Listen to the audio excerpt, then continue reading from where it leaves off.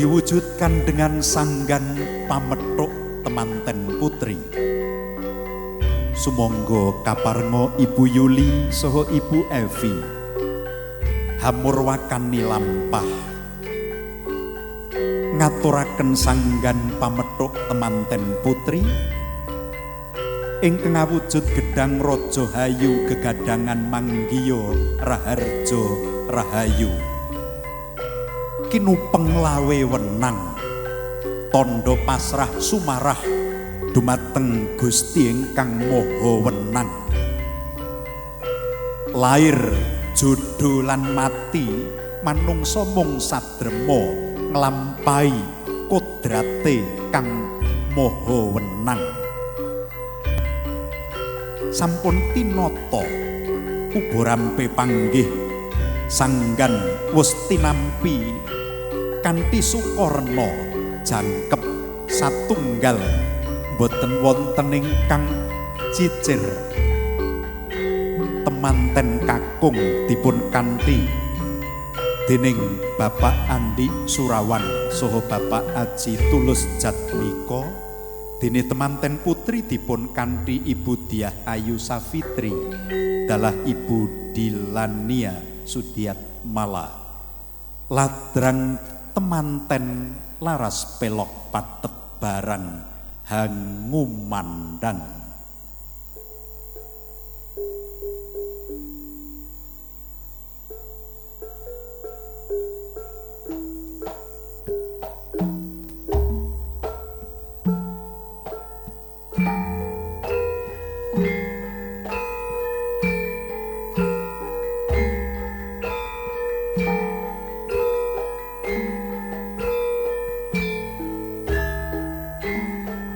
Kembar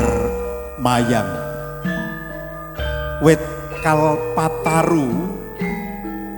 saking tembung kalpa lan taru kalpa ingkang werdinipun langgeng taru werdinipun uwit uwit ingkang dumados saking kayu purwa sejati minangka delegipun kayu hayat tegesipun urip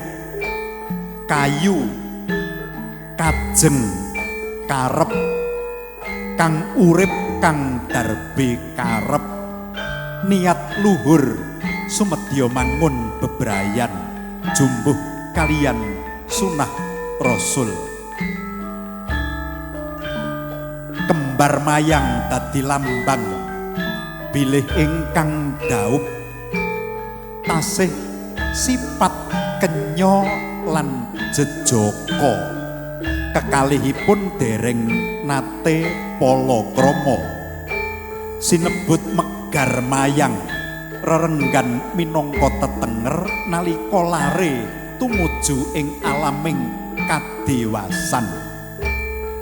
tumrap putra putri tinengeran garap sari dene tumrap putra kakung tinengeran khitan gagar mayang rerenggan minangka dados tetenger bilih wonten ingkang tinimbalan ing kasuwargan saderengipun palakrama kembar mayang sayekti dadi lambang Jaka Rara miyos kembar mayang wis kapengker jejering Jaka lan Rara lenggah minangka jejering kakung putri garwa sejati hambalang gantal temanten kakung balang cacah sekawan temanten putri balang cacah 3 tumama ing dada ilmu iman lan amal dene tumrap kakung pinaringan kalenggahan ingkang memunjuli wujudipun kalenggahan minangka imam milih kanthi ning tumuwuh ingkang jumbuh kaliyan keketeking jantung cacahipun 7 mengku werdi pituduh pitutur pitulungan pituwas pitukon pitulus lan piturun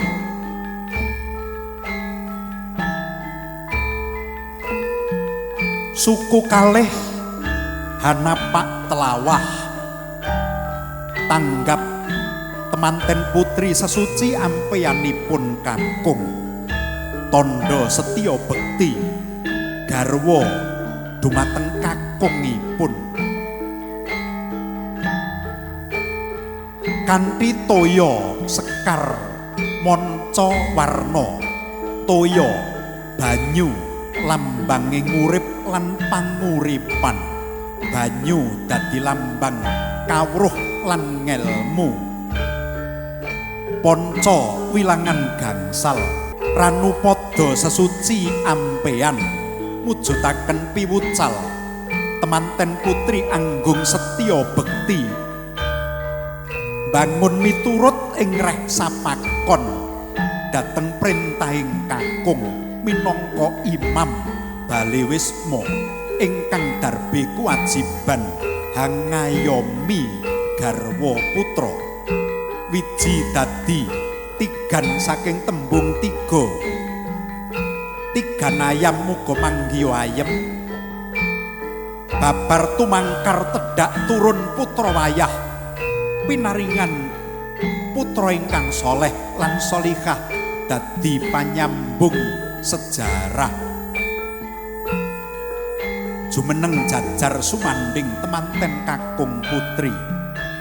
Bapak Haji Surajianto sekalian mangayu bagyo besan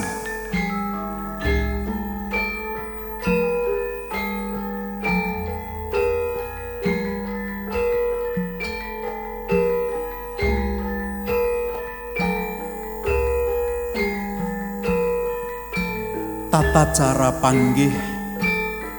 yang dilaksanakan merupakan budaya yang bersumber dari Keraton Kasultanan Ngayogyakarta Hadiningrat. Bila di dalam keraton tata cara panggih mengenakan paes ageng kebesaran berlangsung di kagungan dalem bangsal Kencana Tratak Timur, kemudian kedua mempelai lenggan ageng menuju depan gedong Proboyekso. Berikutnya kedua mempelai menuju ke kagungan dalem Kasatriyan, duduk di kagungan dalem Purworukmi melaksanakan tata cara adat yang disebut Tompo Koyo. Berpindah menuju Gadri Kasatriyan melangsungkan Toto Coro Dahar Kelimah.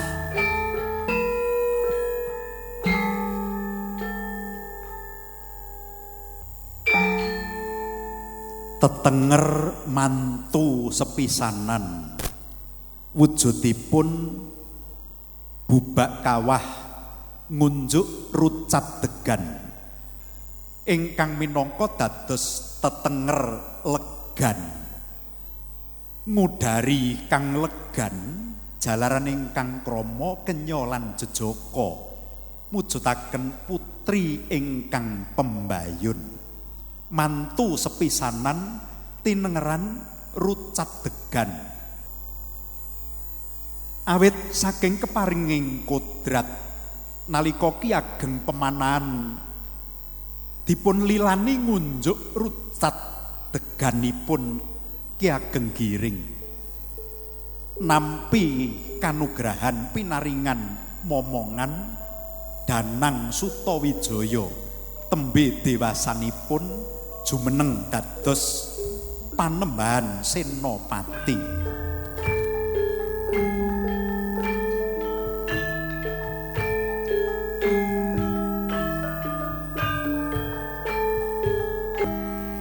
gending boyong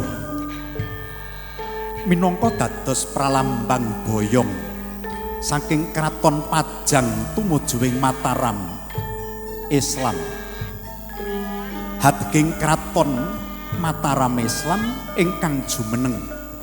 hanenggih Panembahan Senopati nedhakaken putra panggihing temanten tinengeran Tampakaya wujudipun winih ingkang mentes bibit ingkang bobot pari jagung dele otek palawija dele kuning dele ireng ketan putih ketan ireng cacahipun selangkung dadiya wong kang linangkung cinampur Danawarta ingkang alit kerta ajinipun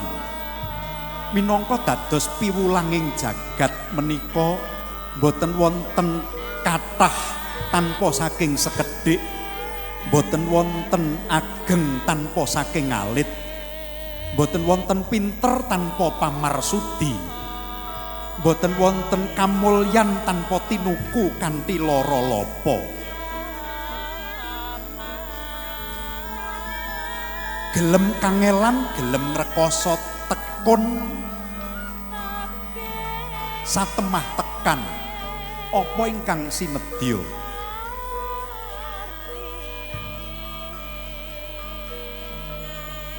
dasaripun nyambut damel ingkang tuwajuh wekel anggenipun makarya temah apa ingkang sinedya dadi kang cinipta teka satunggal boten wonten ingkang cicir wijining kakung tinampi ing pepangkonipun garwa tinampi kanthi gemi setiti nastiti ngati-ati rigen tegen lan mugen anggenipun Mranata Gunakaya ingkang dipun paringaken kakungipun tanggel jawab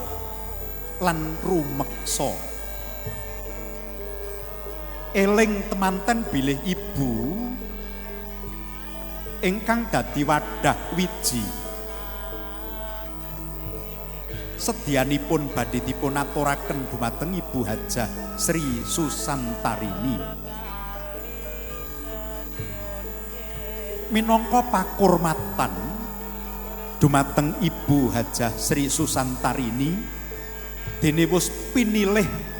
dening Allah Subhanahu wa taala hangandut miwah nglairaken jabang bayi putri pinaringan asma Safana Zain Rianing Tias tembenipun awit saking kodrating Gusti ingkang Maha Agung winengku ing kakung dados kanthi ning tumuwuh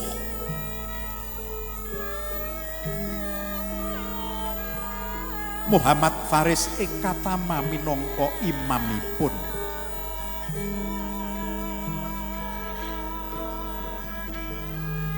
swarga ing sahandap ampeyanipun ingkang ibu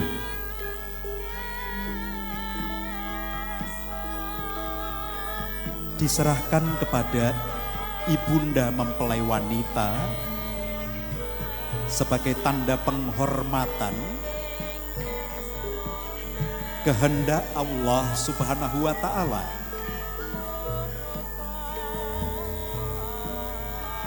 Terlahir dari rahim Ibu Hajah Sri Susantarini, Ananda Safa dipersiapkan Tuhan untuk menjadi pendamping lelaki yang ia cintai kelak, Muhammad Faris Ekatama.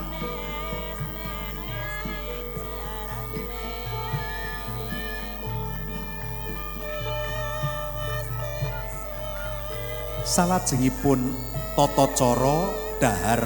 klimah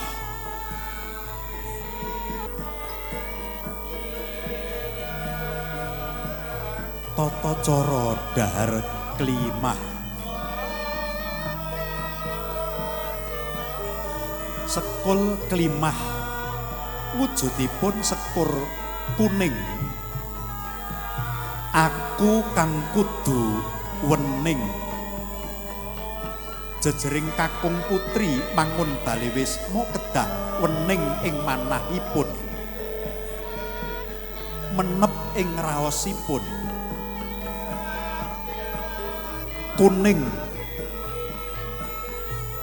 saking tetembungan kun fayakun dadiya wening awit saking kaparingipun Allah Subhanahu wa taala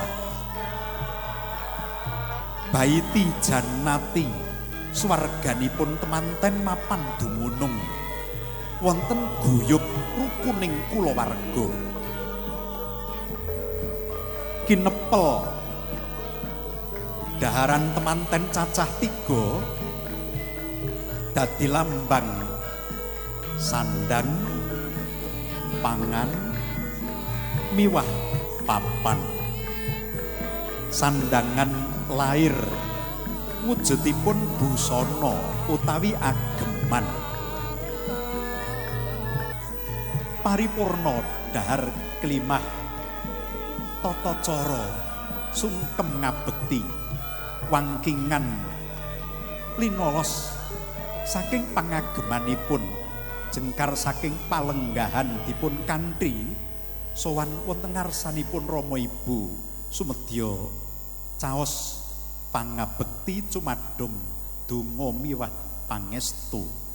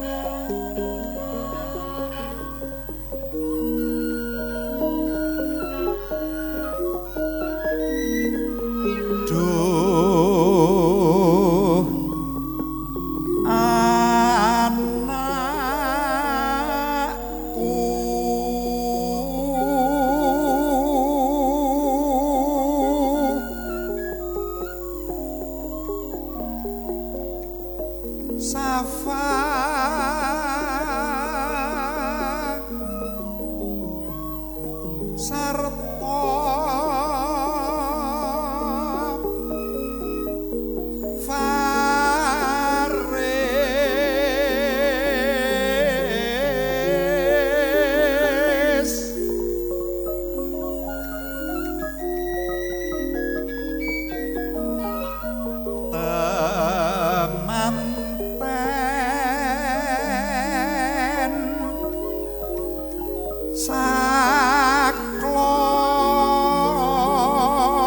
sakloron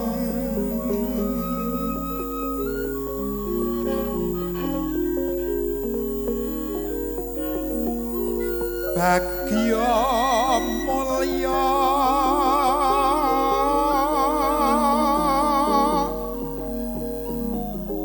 rukun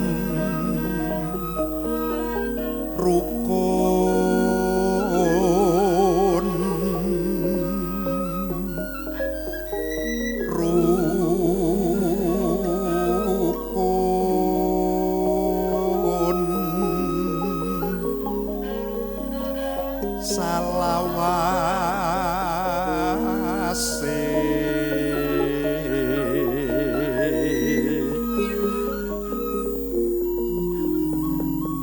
ayem tentrem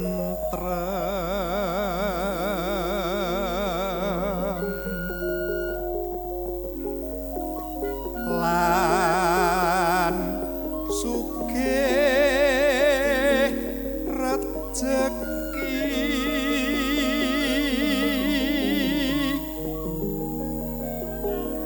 dengan khidmat bangga, syukur dan haru telah kita saksikan tata cara panggih yang adiluhung. Boleh saya mohon tepuk tangan untuk Safa dan Faris bersama dengan rasa cinta dan kebanggaan kita kepada tradisi Indonesia. Terima kasih Ibu Fitri Maheswari dan tim adat yang telah memandu panggih tradisi Yogyakarta. Dengan penuh hormat, izinkan kami memohon Bapak Haji Sri Roso Sudarmo beserta Ibu menuju pelaminan menyampaikan ucapan selamat dan doa restu serta foto dengan kedua mempelai. Terima kasih.